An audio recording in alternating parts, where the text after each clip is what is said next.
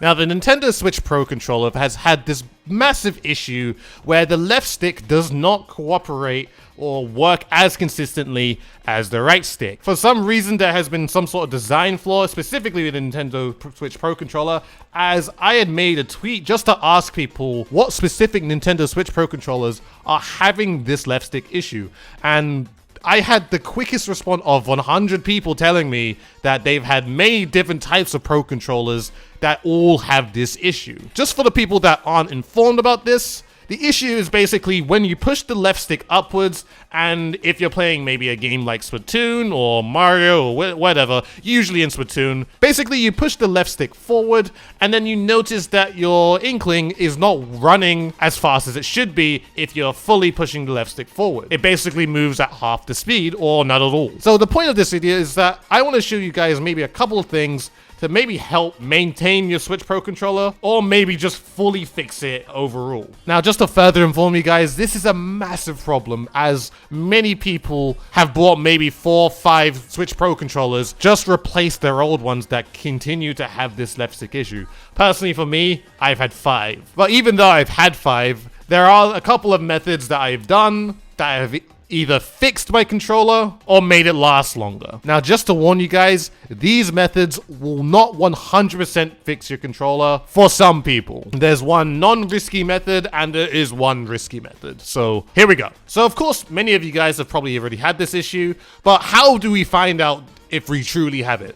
So the first thing that you want to go into is to system settings, go into controllers and sensors, and then go into calibrate your control stick. You also want to press the stick that is actually giving you the problem, which probably in this case is going to be the left stick.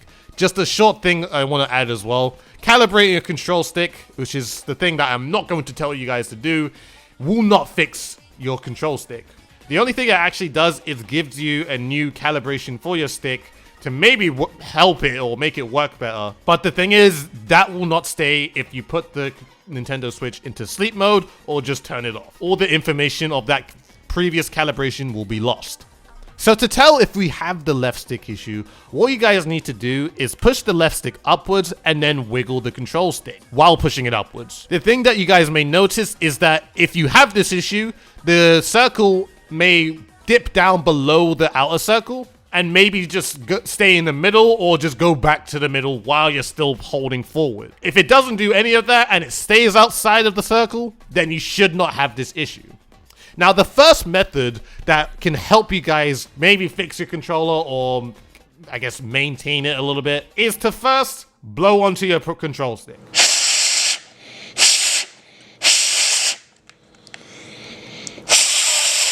Now, in some cases, it may just completely fix your controller, or it may make your controller last a little bit for that play session. But sometimes this is not the case. Now, just personally for me, this method has not 100% fixed any of my controllers.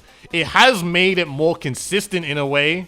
Like, there was an issue where I had this left stick issue and I blew it onto my control stick, and for maybe an hour or so, it just worked fine until the left stick began to have that issue again.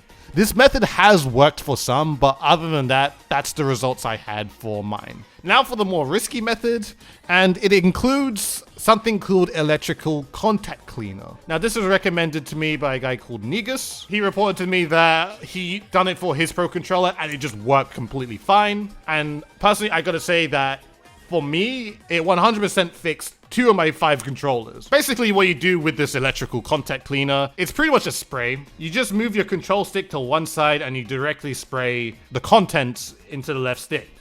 You don't want to spray too much, otherwise you may ruin your controller, but just a little bit just to lubricate the control stick. Now, I'm just gonna say straight away, you will notice that the left stick is much more consistent straight off the bat. I had the same thing when I did some tests with my other controllers, and all of them worked straight away perfectly. But over time, for 3 of my controllers, it did not last. I'm not too sure why the other 3 didn't last as long as, I guess, the current 2 controllers that I'm using now. But because of this, it gets me thinking why this particular happens in the first place. And I honestly think it's just because of dust. Now, a lot of you guys probably noticed that using the Nintendo Switch Pro controller, it accumulates a bunch of this weird white dust under the stick. And I honestly think that this is one of the problems that's getting into the circuitry of the controller itself. which somehow is maybe messing up the left stick in particular.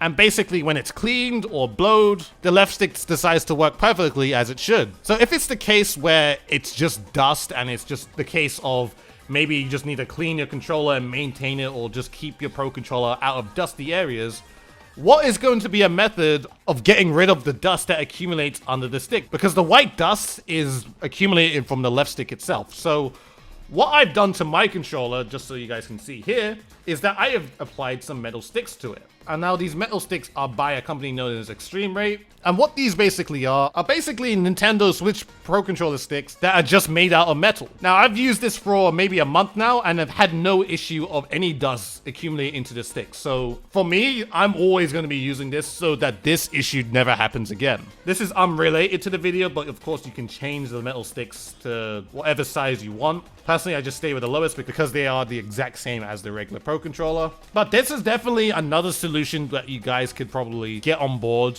If you'd like to purchase a pair of these sticks, a link in the description will be below, as it may be worth it to help maintain your controller. Also, just to let you guys know, this is not sponsored. Now, these are pretty much the solutions that I've came up with to maybe help maintain your controller, maybe completely fix your controller, or just to get it by for a session. Now, I can't stress enough how much of an annoyance that this Nintendo Switch Pro Controller issue is, but hopefully the solutions that I've shown to you guys can help you in some sort of way. I'll be also making a video on how you guys can apply the metal sticks onto your Pro Controller.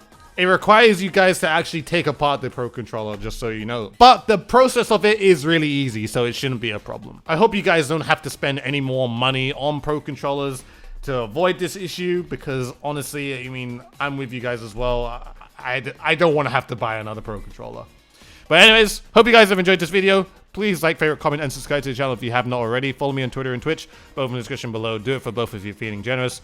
As always, guys, this has been the ThatSrb2DUDE. Shall see you guys in a future video.